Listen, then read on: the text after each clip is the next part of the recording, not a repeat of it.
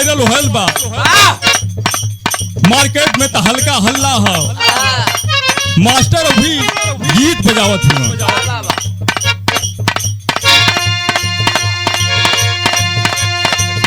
एगो चुमा लेला गाल में संग तिलौहल जारुमाल,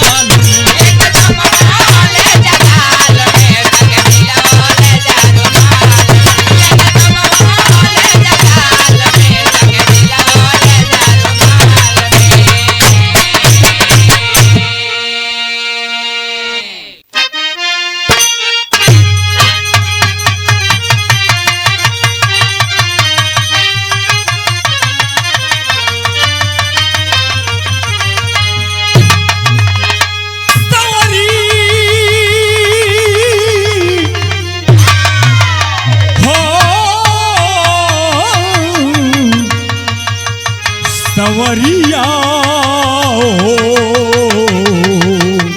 अरे भोले बाबा जोगिया हो रहा।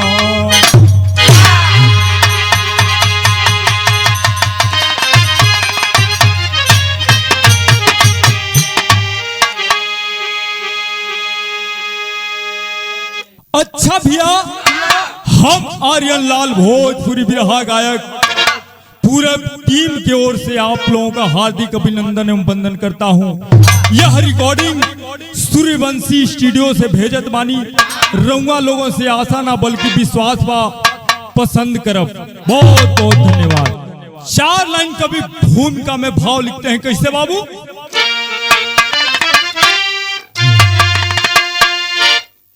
साधना ताद से कामनी काम सी मोहनी मोह से कर्म कमजोर है। पीव से हरा तजा कर चले हैं बराती, अरे चलते चलते यूं को हुआ भोर है।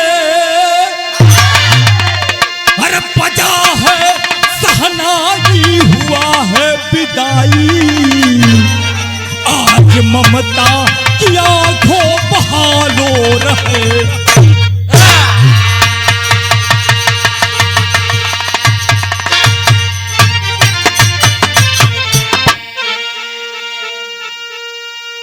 अरे साधना साध से कामनी काम से मोहनी मोह से कर्म कमजोर है। पीऊ सेहरा सजाकर चले हैं बराती, चलते चलते उनको हुआ भोर है। बजा है सहनाई, हुआ है विदाई, आज ममता की आंखों बहालो रहे। बिरहा में एक लाइन कव्वाली लगल मास्टर, कैसे?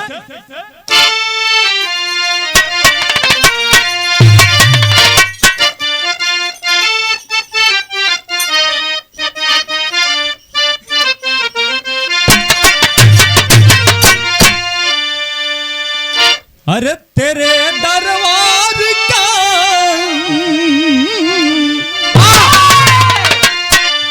तेरे दरबार का चल करी करीना, अरे हम भी देखेंगे।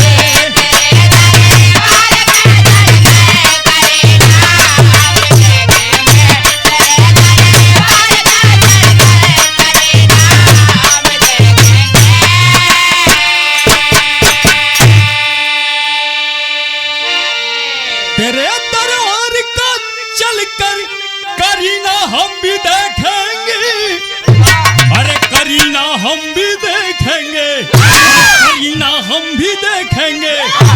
मर अगर मर जी हुई मालिक की मदीना हम भी देखेंगे।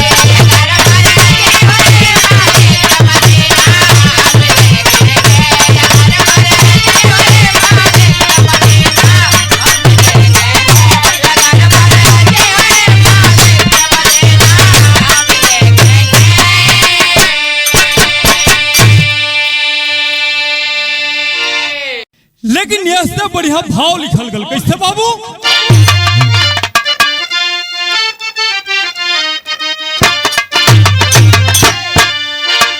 अरे तब प्रेम का कहा प्रेम का, अरे फूल खिलता हरे मिलन जब साथ होता।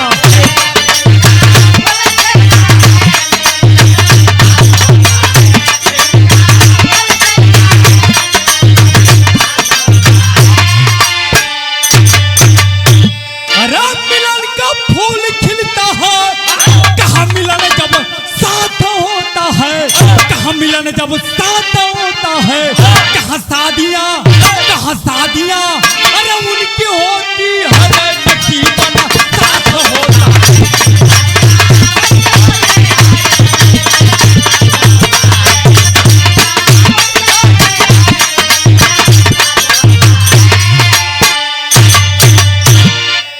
अच्छा भैया कहानी हो कहाँ का?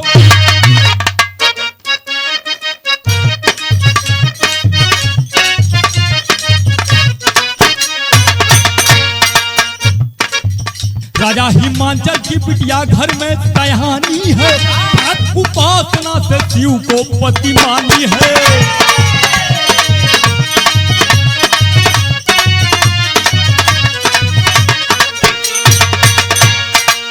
कहे हैं नारद नाथ बात को स्वीकार करो, लाया हूँ शादी का संदेश आना इनकार करो।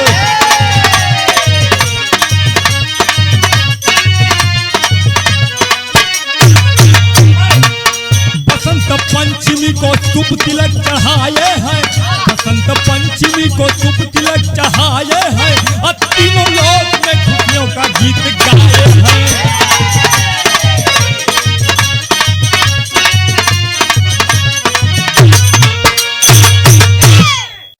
कहानी को समझ लें।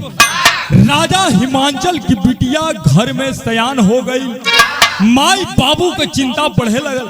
अगर केहू के घर में बहन बिटिया सयान होखे लगल, माई बाबू का चिंता बढ़े लगेला। आपस में माई बाबू बैठ के बतियावत हुआ कि अपने बेटी बदे पर कहां से खोज के लाई। राजा हिमांचल मैना मतारी समझाओ थी कैसे बाबू? यहर बिरहा में वो तर्ज लगल कौन बाबू? ई गीत पारंपरिक आज भी गीतन को कोनो जोड़ नहीं है। कौन गीत बा मास्टर बाबू?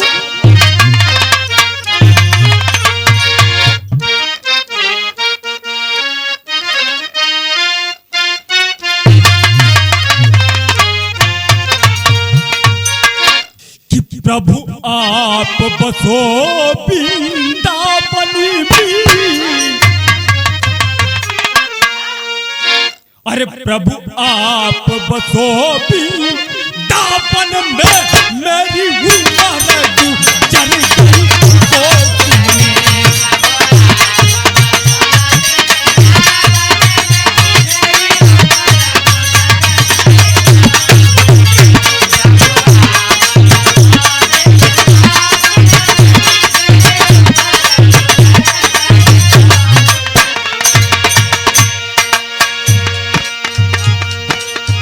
और मेरी उम्र गुजर गई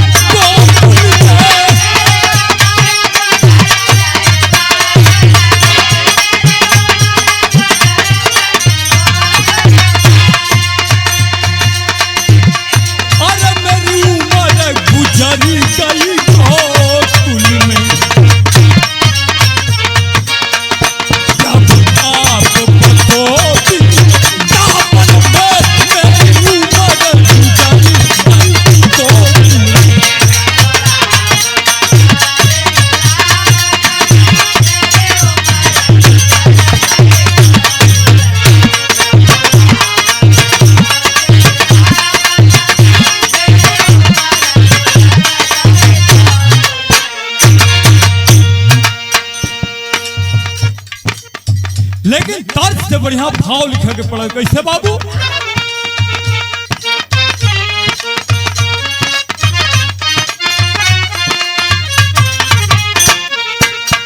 अरे हे नाथ सुनो बिनती है बड़ी, हे नाथ सुनो बिनती है बड़ी, गौरा संग चाहत जाओ।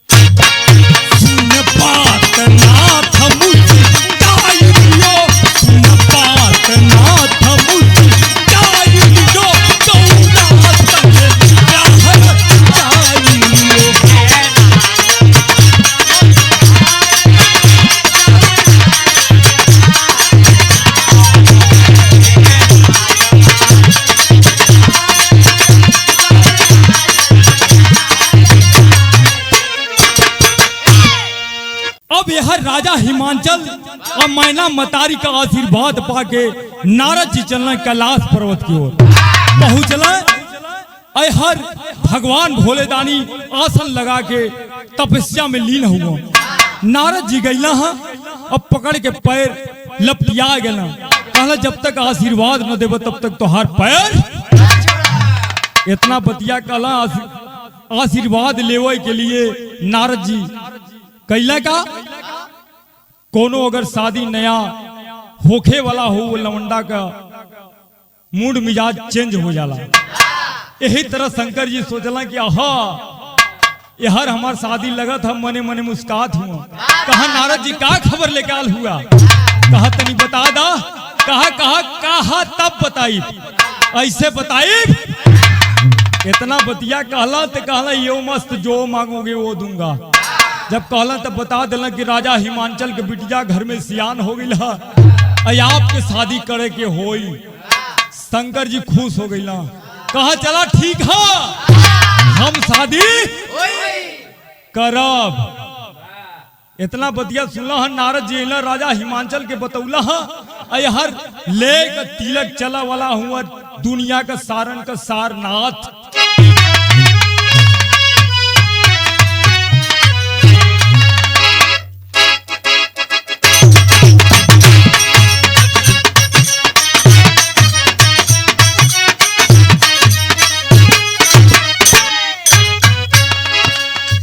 दुअरे पे आई गई देखा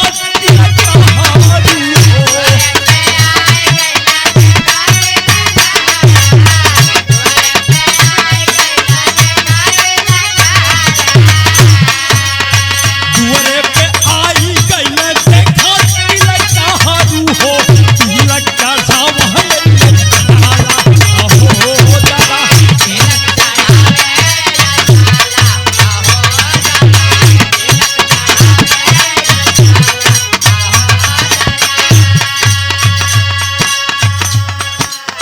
लेकिन यही में मेहरारू लोगन गावली, लेकिन गीत का बुरा नहीं माने के होला।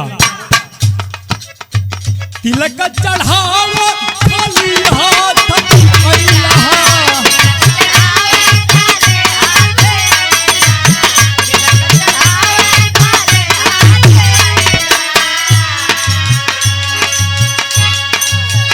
अपने बहिनियन के काहे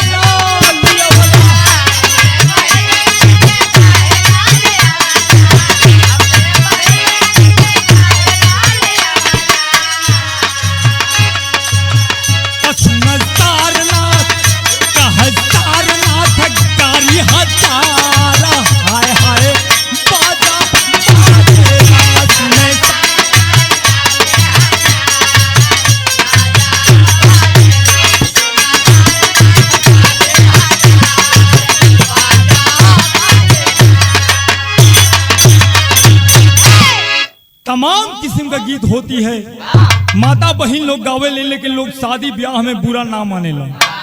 यह शिव विवाह है। राजा हिमांचल के यहाँ खबर लेके अला, अस्तारनाथ जी तिलक चढ़ा के वापसी में जब अला, वापसी में अला हा तो डेट पड़ल हा शिवरात्रि के दिन। शिवरात्रि के दिन शादी वाला दिन पड़ल हा। यहर शिव जी न्योता पठावत हूँ। देव दानव भूत प्रेत सांप गोजर बिच्छू सबे के न्योता मिलल है। जब न्योता पाके खुशहाल है, बराती जाए के है, ओ समय के गीत लगल कौन है बाबू?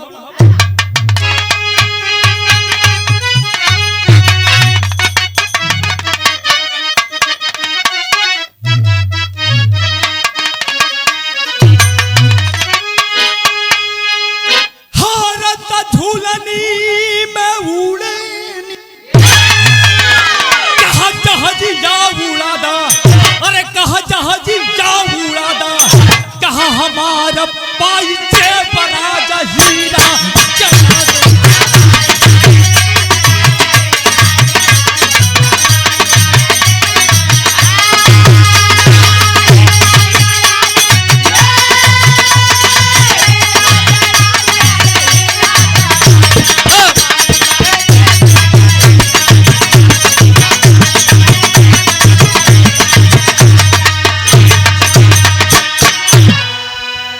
लेकिन बिरहा में भाव कभी कितना सुंदर लिखते हैं बाबू।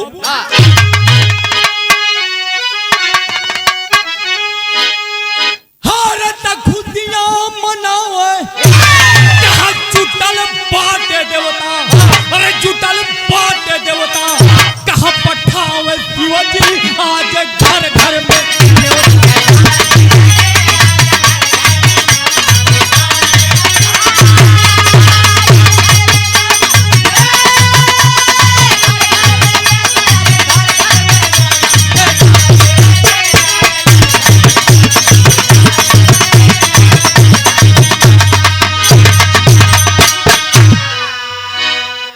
अरे पाई के नेवता देवता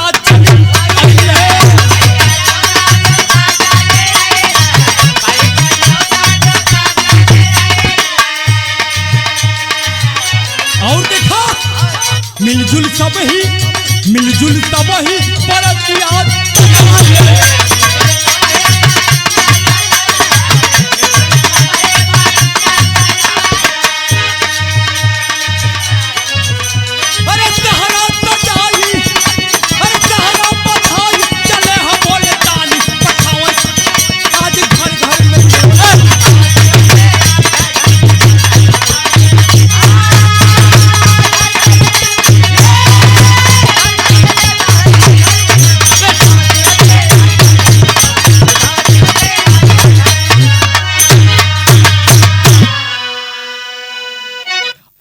न्योता मिलल है सभा के।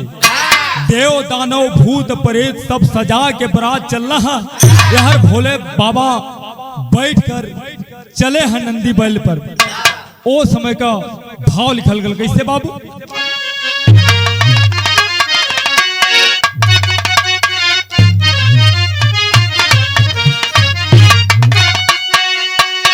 अरे हरवा भोले दानी पर बधी, सज के बरात जाई हिमांचल के दुआरिया।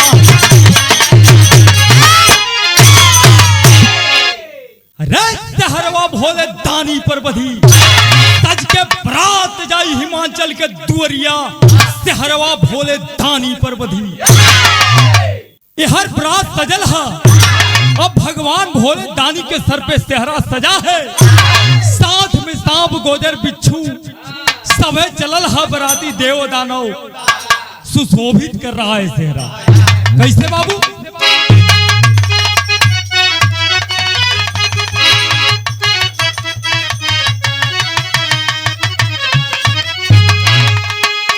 अरे बैल सवारी भोला भंडारी, कहला के गले कहा।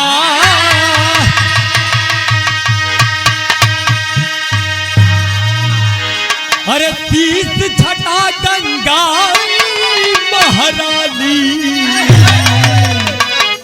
करती चारूर चमत्कार।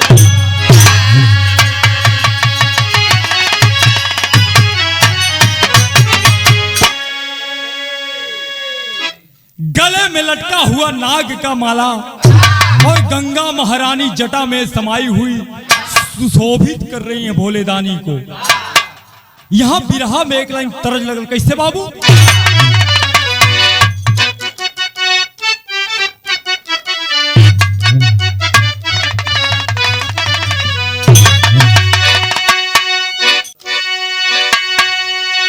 अरे रतिया में उगल या चोरिया, अरे सुना तंवरिया हो।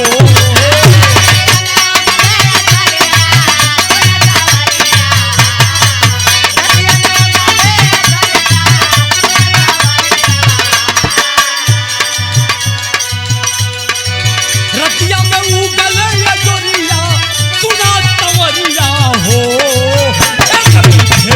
नजरिया सुना तंवरिया।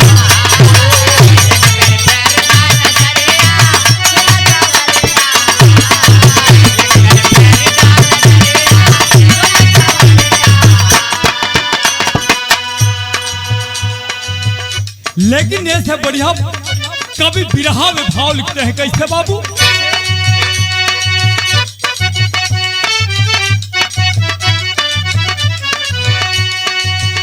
कहा भोला ते कहल धरतिया,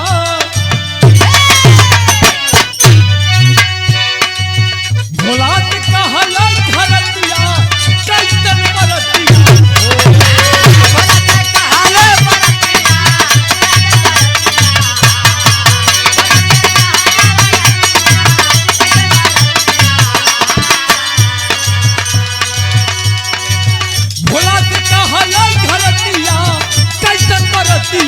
हो।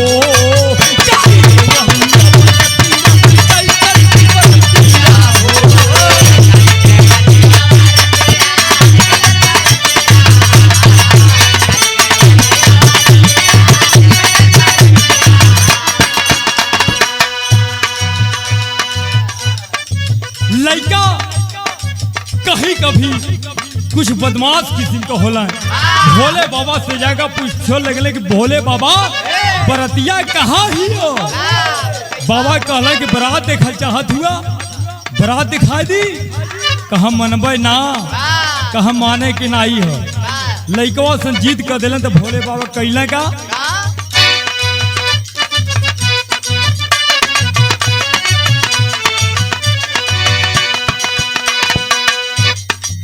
हंसी मुस्काई, भोला खोल रहे झोला, तब गोरे बिच्छू जबली के ने भाला।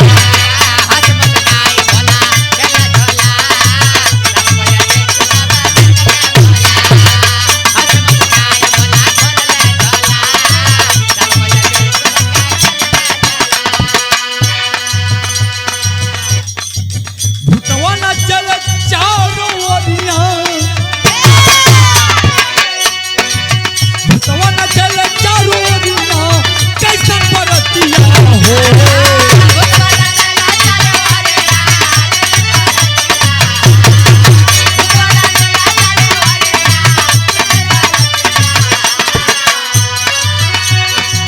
भूतवा न चल चारों ओरिया, कैसन बरतिया हो।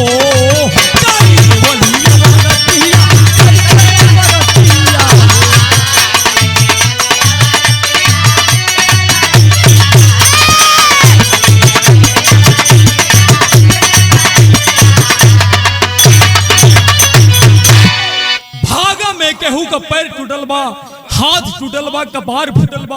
अरे बप्पा रे बप्पा, जियत जिंदगी रही तो दूसर बरात देखा के मिली, लेकिन ऐसा बरात देखल जाई नाही। गांव घर के सियान लोग हुआ लइकन के ले जाकर भुसौली में ओलिया दिला। यहर मैना मतारी के पता चल गया, बरात दरवाजे पे आवे वाली है। वो नहीं समझ देख के माई मैना रोवत ही हो। जब रोत हो समझ के तरज लगल, कौन तरज बा बाबू?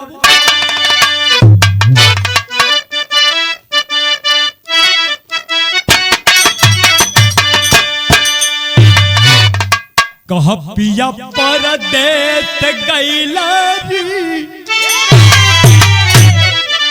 अरे पिया परदेस गईले तार लागत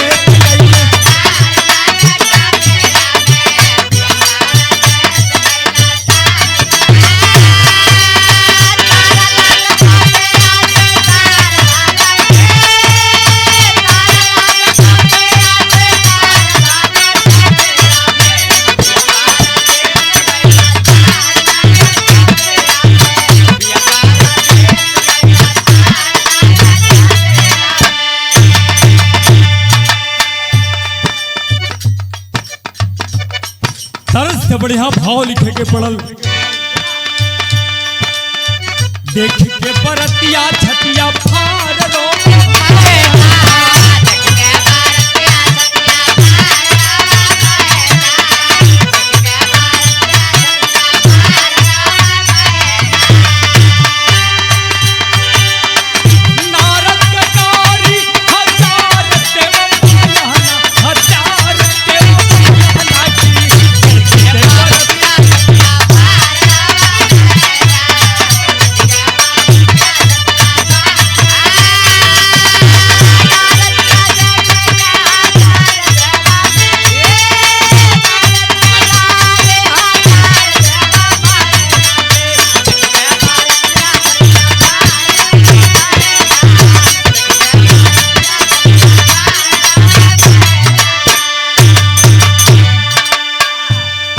ऐसने दमाद पर हम करब ना पिटाइया,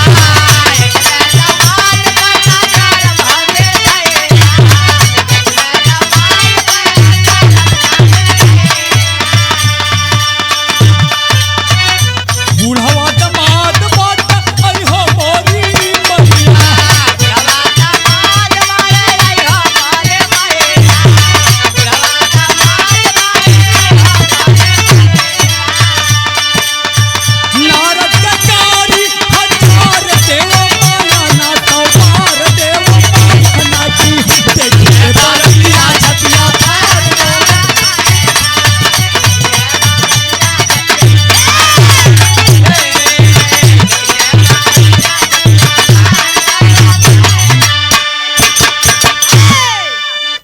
मैना मतारी बरात को देखती है और परेशान होकर नारद जी को गाली दे रही हैं कि नारद ये तू का कैला, आखिरकार फंसा दिला हमार बिटिया भी 16 बसंत पार नहीं कैले है, 85 वर्ष के बुढ़ा लियान के बैठा दिला, दुल्हा बना दिला, मारब सरऊ के तोहार पजरी।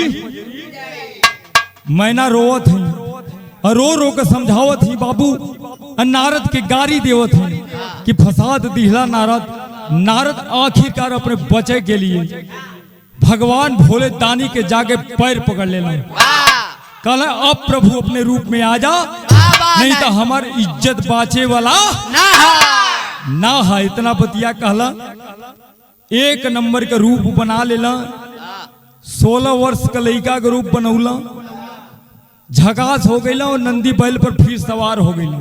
जब सवार होइला तो मैना मतारी देख के मुस्काई दिली, जब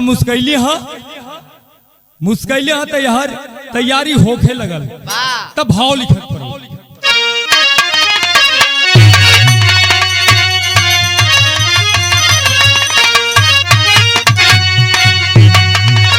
अरे पड़ा है माला शादी वाला निशानी दुनिया जान ले, कहती सकती है निशानी खानदानी दुनिया जान ले।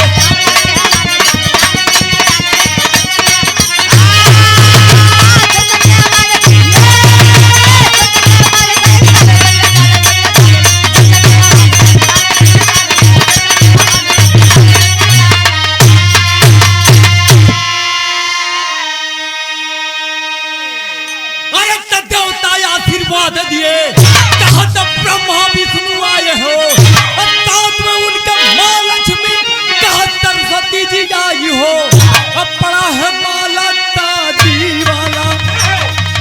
तानी तानी दुनिया चून। यह माला पड़ल है और देवता आशीर्वाद देने के लिए आए हैं। ब्रह्मा विष्णु जी, साथ में उनके साथ लक्ष्मी जी और सरस्वती जी। शादी संपन्न होता है, यह पुष्प का वर्षा हो रहा है। शादी संपन्न होने के बाद जब भगवान भोले दानी लेके चलने वाले हैं दुल्हन, वो समय का भाव लिखल गल कैसे बाबू?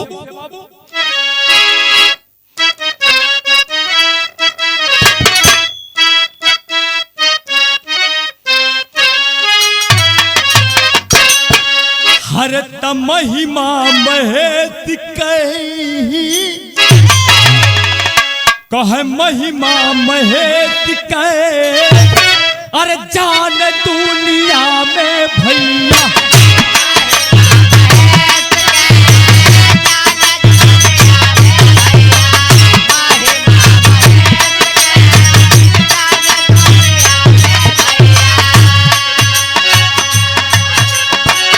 जकर कीर पात होला भौतलैया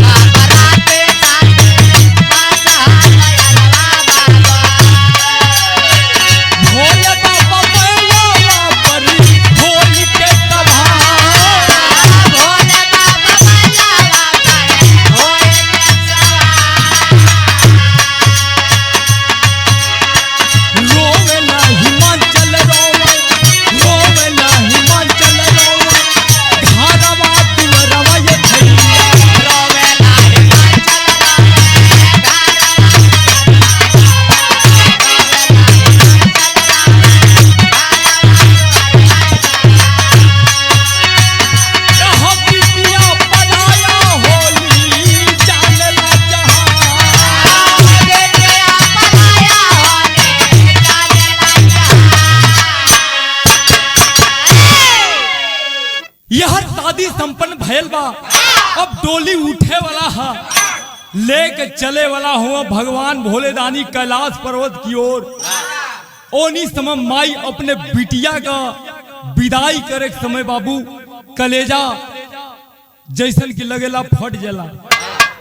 लोग बतावेला जोने आंगन में वो बिटिया का प्यार दुलार बढ़ल, बचपन बीतल, जोन माई अपने गर्भ से जन्म देके वो बिटिया का सेवा सत्कार करके आज डोली में बैठा रही है। वो माई का आज कलेजा पिघले लगल। यहाँ खड़ी में लिखक पड़ल कैसे बाबू?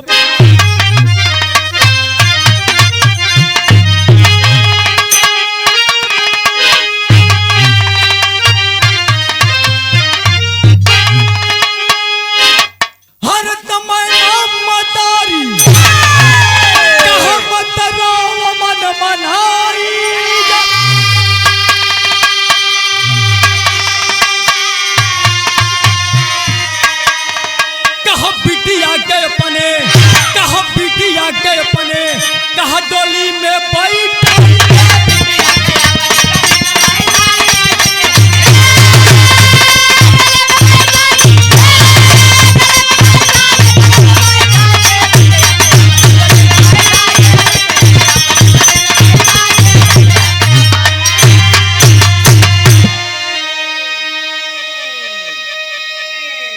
आज माई अपने बिटिया के डोली में बैठा रही है और रो रही है कि जोने आंगन से आज बिटिया विदाई हो था, वो माई रो रही है। लोग समझावत हुआ लेकिन मानने के लिए तैयार नहीं है। लेकिन माई अब बाबू अपने बिटिया के समझावत हुआ कि जैसन अपने माई बाबू का ख्याल रखत रहलू बेटी, वैसे ही जाके ससुराल में अपने सास ससुर के ख्याल रखिया बिटिया। मतारी अपने बेटी को समझाकर डोली में विदा करती है। तो कहे पड़ल नैहर कयान राखा तातुरे में जाई, हर मम्मी पापा का जानी चाहिए हा भूलाई।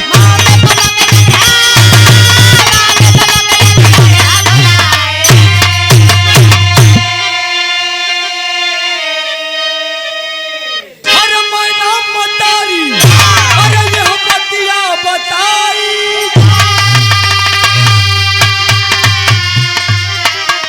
बिटिया के अपने कहा, बिटिया के अपने कहा डोली में बैठाई जा।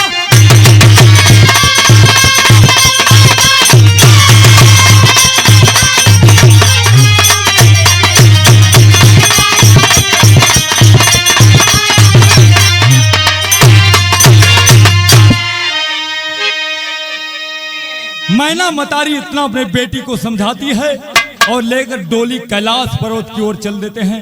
यहीं से बिरहा के आखिरी छोर में कहना पड़ा,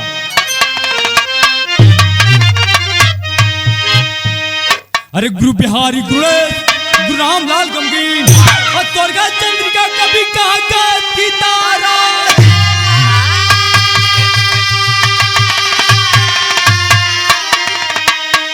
अरे तेहरवा भोले दानी पर बधी